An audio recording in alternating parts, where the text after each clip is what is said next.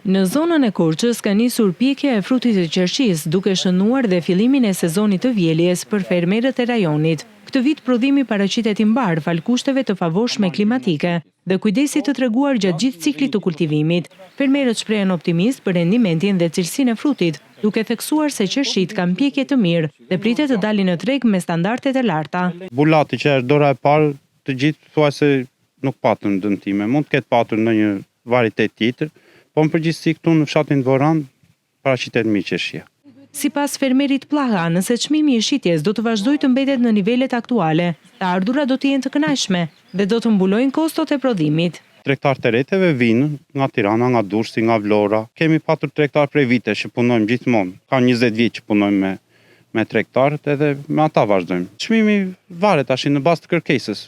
Për momentin mund të jetë 1500 lekë, 1300 lekë. Arrin të mbulojnë kostot? Po në këtë çmime besoj se po.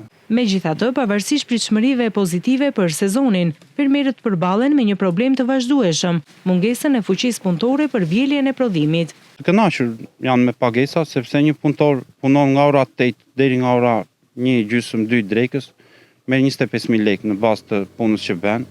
Mund ta bëj edhe me normë, mund të marrë edhe më shumë, edhe 30, edhe 35000 lekë në ditë. Problemi është që nuk ka të rinj shumë?